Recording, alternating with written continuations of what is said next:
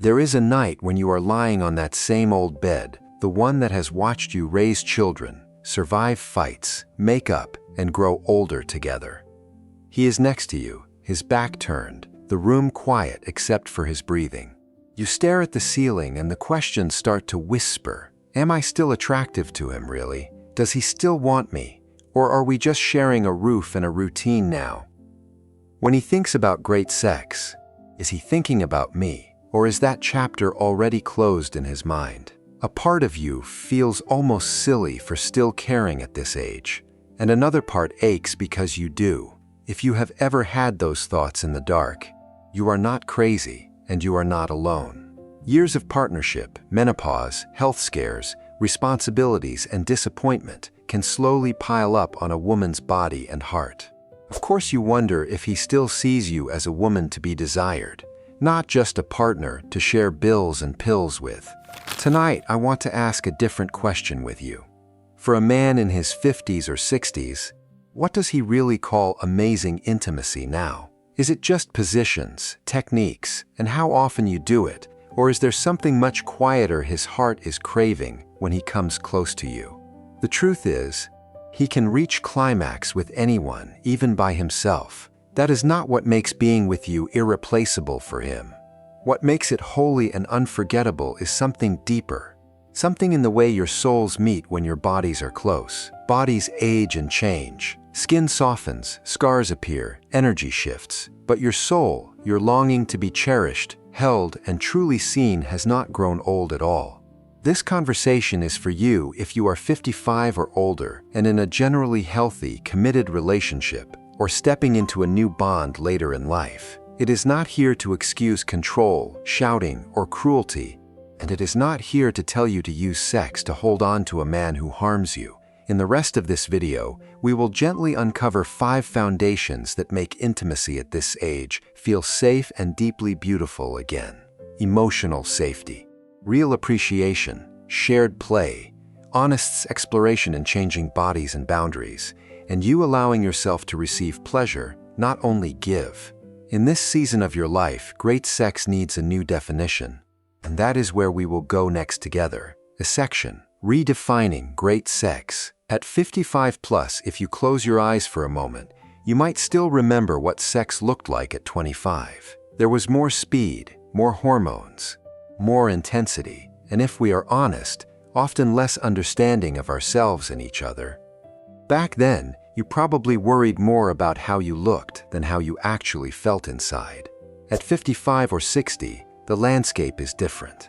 There are years of shared history in your body now. Maybe children, maybe loss, maybe health scares, maybe nights spent in hospital chairs. Your joints, your energy, your hormones, even your desire do not behave like they used to, and that can feel frightening. On top of that, there are the quiet pressures you carry alone. The softer belly, the scars, the dryness, the pain, the exhaustion that makes you want sleep more than anything. The fear that if you cannot perform, he will lose interest, look elsewhere, or that great sex is over and all that remains is duty. If you have ever thought any of that, it makes complete sense. You grew up in a world that worships youth and flat stomachs, and almost never shows a 60-year-old woman being desired with tenderness. Of course, some part of you wonders if you are now past the age of being wanted. But what if great sex at this age looks very different from what you were taught? What if it can be 2 tired bodies but 2 hearts open? Sometimes a full night of lovemaking, sometimes just lying close, being held, breathing together. The real measure is not acrobatics or how often, but whether you feel less alone, more cherished, and more connected afterward. Maybe amazing intimacy now is a slow evening where he actually listens, where you could say what hurts without shame, where you feel safe and seen in this changing body. This definition honors your years, your limits, and your depth. Instead of forcing you to pretend you are 25 again, you do not have to keep fighting time or comparing yourself to younger women in your mind. If that is what great intimacy can look like now, then the first brick we need to lay is safety for his heart and yours. And that is exactly where we are going next. Element 1. emotional safety, when he dares to sigh in front of you now that we have given great intimacy a kinder definition for this season of life. We can talk about the first brick that holds all of it up. At 55 or 65, amazing closeness is built less on tricks and more on whether both hearts feel safe to be human. Emotional safety is where everything else either grows or quietly withers. Many men in their 50s and 60s were raised to be the rock. They were taught that real men do not cry, do not show fear, and definitely do not talk about feeling lost or scared, especially in front of the woman they love. Somewhere inside, he might still believe his job is to be solid while everyone else leans on him. Picture a night in your own home. He sits on the edge of the bed, shoulders heavy, his back a little curved in a way you do not see very often. He lets out a long, tired sigh, the kind that comes from somewhere deep. In that small moment, his heart is peeking out, even if he is not saying any words. Most of us, without meaning to, respond in ways that make him pull that heart right back in. One pattern is to jump into fixing, offering a list of solutions, advice, or what he should do next. Another is to slide into comparison or blame, telling him to be stronger, to stop worrying, or to look at other men his age who seem to be doing better. When that happens again and again, his nervous system quietly learns that it is not safe to be vulnerable around you. He tells himself to keep it together, to sort it out alone, to stay on the surface where it feels less risky. Over time, his heart closes a little, and that distance does not stay only in conversations. It follows you into the bedroom too. There is another way, and it is gentler than you might think. Holding space can simply mean staying present, turning your body toward him, letting your hand rest lightly on his arm or back. It sounds like soft, simple phrases, such as "that sounds really heavy," or "I am here with you," even if I do not have the answer. Sometimes it is just sitting quietly next to him and letting him finish that sigh. Think of Lily and her husband in their early 60s. For years, whenever he hinted at worry about retirement money or his health, she would jump in with advice or frustration, telling him what he should have done differently. He stopped bringing his fears to her, and their bed felt colder, even when they lay side by side. One night, when she saw him sitting at the table staring at his hands, something in her softened. She sat down, touched his shoulder, and said, "I can see this is weighing on you. You do not have to be strong with me all the time." He looked up, surprised, and slowly began to talk. Nothing magical happened overnight, but a small door opened. As he felt safer to share his fears, he also reached for her more, not just out of habit but out of affection. His touch became slower, more present. Their physical intimacy started to feel less like duty and more like two humans finding comfort in each other again. Emotional safety does not erase your hurt, but it gives both of you a softer ground to stand on. When he feels safe to be a man with feelings, not just the strong one, his heart opens, and that openness flows into the way he holds you, kisses you, and makes love to you. When you think back, can you remember the last time he tried, in his own clumsy way, to show you that he was tired or afraid? How did you respond then? And how might you like to respond now that you know this is one of the foundations of amazing intimacy at this age? In the next part, we will talk about the second brick that deepens both his confidence and your attraction. The way you speak to him through appreciation and validation. Element 2. Appreciation and validation. Being seen as a man, not just a wall. At once a man feels safe enough to let his heart show, there is something else he quietly needs in order to keep it open. He needs to feel that, in your eyes, he is more than a problem solver or a bank account. At this age, respect and appreciation are like oxygen for his spirit, and they feed directly into how close he feels to you, in the kitchen and in the bedroom. Many men in their 50s and 60s are walking through losses they do not have words for. Maybe he is no longer the man at the top of his field, or he has retired earlier than he planned. His body may feel slower, weaker, or less reliable. His earning power might not be what it once was, and there is a secret fear inside that he is becoming less of a man. When a woman is scared or tired, it is so easy for her eyes to fall only on what he is not doing anymore. The undone repairs, the smaller paycheck, the naps on the couch, the comparisons with other husbands or younger men.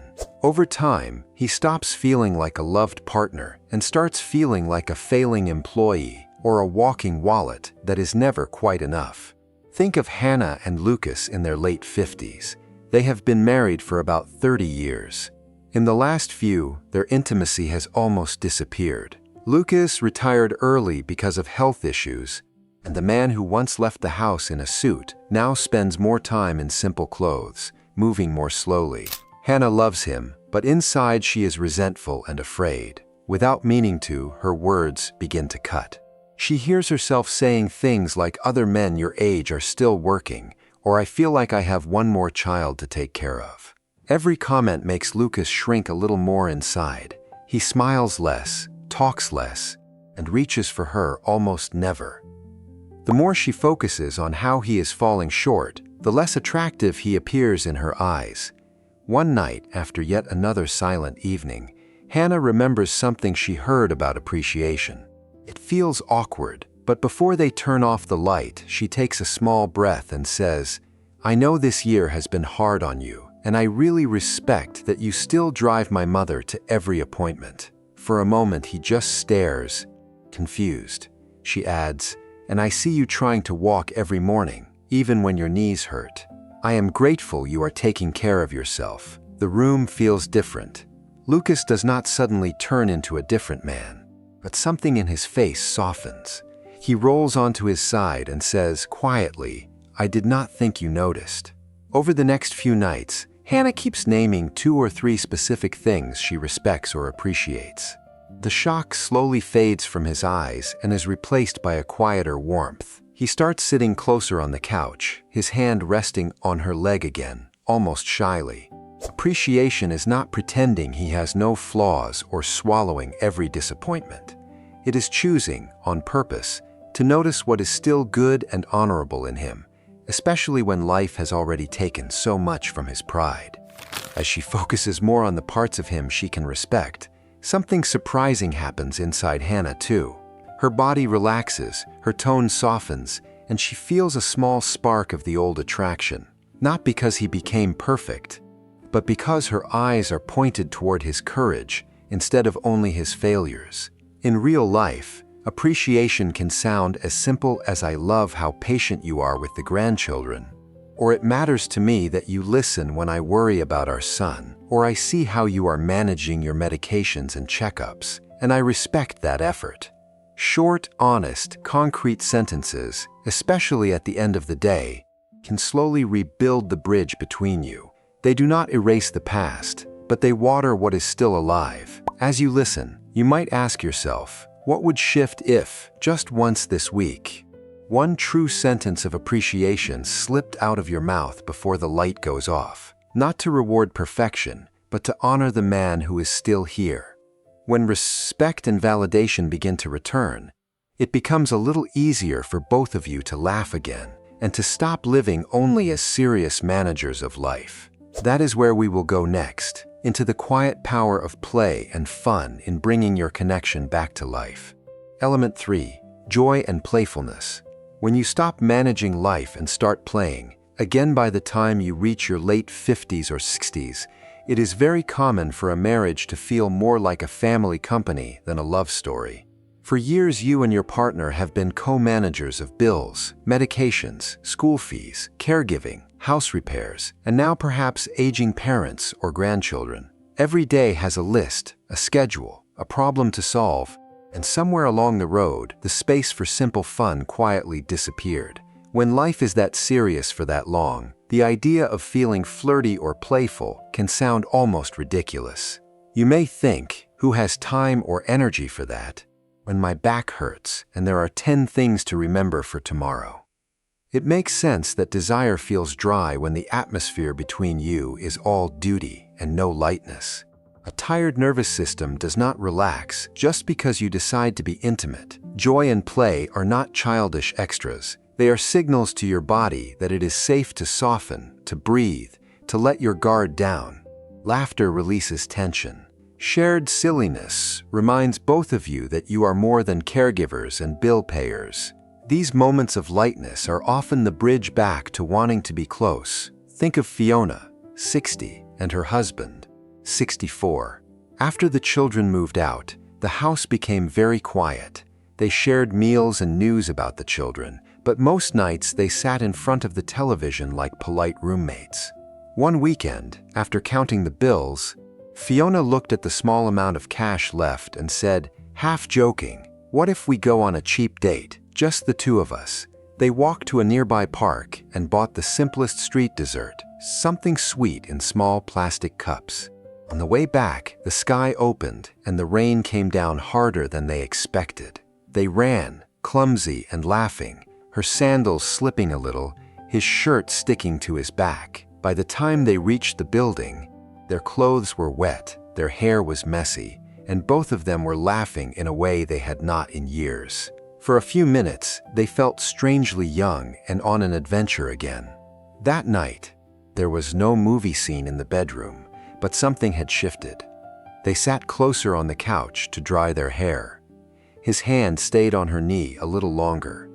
She felt a small warmth in her chest that had been missing, not because anything huge happened, but because they had shared something light and silly again. Play at 55 plus does not mean skydiving or pretending you are 25. It might be trying a new recipe and laughing when it fails, taking a slow walk and buying one small treat to share, looking through old wedding photos and teasing each other gently about your hair and clothes, or choosing an old romantic movie and actually watching it together without phones. Small human moments where the pressure dial is turned down and the two of you are allowed to smile. As these tiny moments of joy return, the air between you changes, your shoulders relax, his eyes soften. Reaching for his hand or letting him touch your back begins to feel less like an obligation and more like a natural extension of the warmth you already shared that day. If you paused right now, could you think of one small, playful thing you might suggest this week? Something simple enough that your tired body can still enjoy it. Because when you can smile together again, it becomes much easier to take the next step, to talk more openly about how your bodies have changed, what feels good, and what needs to be different so intimacy can be kind to both of you. Element 4. Exploring together in a changing body, telling the truth about pain, fatigue, dryness, and still feeling beautiful by this point in life. Your body has walked through a lot. Menopause may have brought dryness or burning. Your back or hips may protest when you move a certain way. There might be surgery scars from your breasts, your belly, or somewhere more private that still feel tender when touched. Some nights you are not only older, you are simply tired in a way that sleep barely fixes. Many women quietly push through all of that for his sake. They tense up and hope he does not notice. They use more and more excuses to avoid intimacy, or they grit their teeth and wait for it to be over, feeling guilty because they love him but dread the pain. When that goes on for years, it is easy to think the problem is you, that you are broken or too old for closeness. I want you to know, those reactions are not flaws in your character. They are survival strategies from a woman who was never taught how to talk about her body without shame. Long-term avoidance often grows out of unspoken pain, not out of a cold heart. Bringing that pain into the light is not what ruins a relationship. It is often what protects it. Instead of staying silent, there is a kinder way to begin. You pick a safe moment outside the bedroom, maybe during a quiet afternoon or a slow walk. In a soft voice, you say something like, "My body has changed and sometimes it hurts, but I still want us to be close. Can we explore together so it feels good for both of us?" You are not blaming him. You are inviting him into the reality you already live with every day. Think of Maya, 59, who had surgery a few years ago. Since then, every time her husband touches her in certain places, a sharp pain shoots through her body. She says nothing, afraid he already sees her as less of a woman. So she turns away more often, pretends to be asleep, and the distance between them grows. Even though she still loves him deeply, one night, after another tense silence, the tears finally come. She tells him, haltingly, what it feels like inside her body now. She admits she has been scared to disappoint him. To her surprise, he does not get angry. He looks hurt that she has been suffering alone. Together they start small adjustments. A pillow under her knees, a slower pace, different positions that do not press on her scars. Some nights they decide that holding each other, with gentle caresses and no expectation to go further, is more than enough. They also get medical support to ease dryness and discomfort. Setting limits around pain and comfort does not make you less of a woman. It is how you honor your body so you can both stay close for longer. When you dare to tell the truth about pain, fatigue, and dryness, and you invite him into that truth with kindness, intimacy can become more relaxed, trusting, and tender than it has been in years. And once your body knows it will be listened to and protected, not pushed past its limits, there is room for another beautiful step. You can begin to stay present not only to what hurts, but also to what feels good, and slowly relearn how to receive pleasure without guilt. That is where we will go next. Element 5. Being present to your own pleasure, letting yourself receive. Not only give many women in their 50s and 60s grew up with the same quiet lessons about sex. A good woman sacrifices, a good wife keeps her husband satisfied. Wanting too much or asking for what feels good was called selfish or shameless. So over the years, without even noticing, you may have learned to leave your own body during intimacy and focus only on him. You watch his face, his breathing, his release, and you tick a box in your mind that says at least he is satisfied. Meanwhile, your own sensations are blurry or far away, as if you are standing outside looking through a window. It makes perfect sense if no one ever told you that your pleasure matters just as much as his. Here is something many loving men will never say out loud. One of their deepest joys is seeing you relax and feel good. When a man truly loves you, your pleasure does not take anything away from him. It multiplies his. Knowing that he can bring you comfort, warmth, and maybe even excitement makes him feel more connected, not less. You do not have to start with something big. You can begin with a few quiet minutes alone in another room before you come to bed. You sit, close your eyes, and breathe slowly, letting the day fall off your shoulders. Maybe you ask him, "Could you hold me for a bit, or would you rub my shoulders? It helps me unwind." You can focus on one simple sensation, like the warmth of his hand on your back or the rhythm of your own breath. Think of Teresa, 61, who spent decades enduring sex like another chore on the list. She loved her husband, but inside she felt numb. One evening, after they had talked more gently about her body and her limits, she tried something new. With her heart pounding, she whispered, "Before anything else, could you slow down and rub my back for a while?" It felt awkward and strange to hear her own voice ask for something.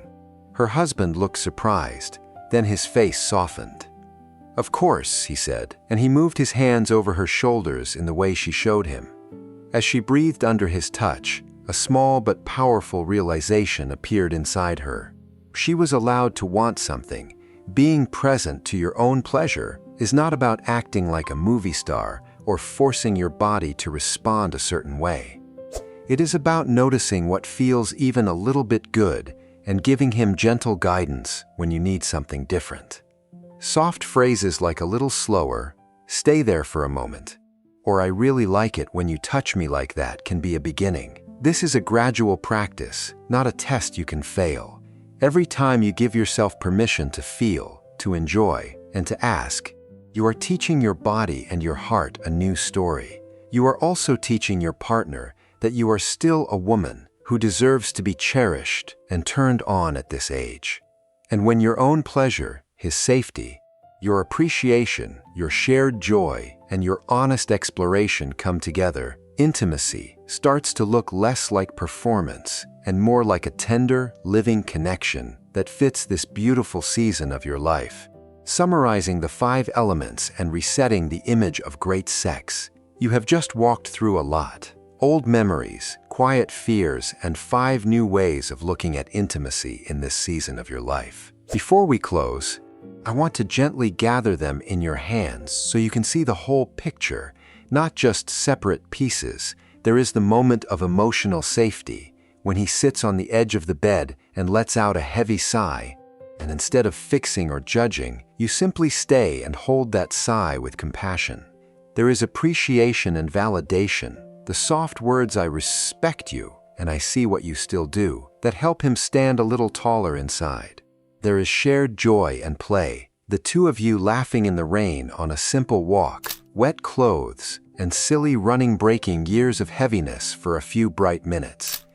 There is honest exploration in changing bodies, a pillow tucked under your back, a slower pace, a new position that says your comfort matters just as much as his. And there is your own pleasure, that quiet moment when you close your eyes and actually let yourself feel the warmth of his hand, your breath, the small places that still wake up under kind touch. Not performing, just allowing. Not giving everything and taking nothing, but letting yourself receive too. When these 5 elements begin to weave together, great sex at 55 plus stops being about acrobatics, frequency, or looking like a movie. It becomes about leaving the moment feeling less alone, more seen, a little calmer, and more cherished. You do not have to master all of this at once. One honest sentence, one small adjustment, one shared laugh is already a beginning. If your heart feels even a little softer or a little more hopeful right now, that is enough for tonight. From here, we can talk about how you do not have to walk this new picture of intimacy alone. If you are still here with me, it means you have just walked through a lot.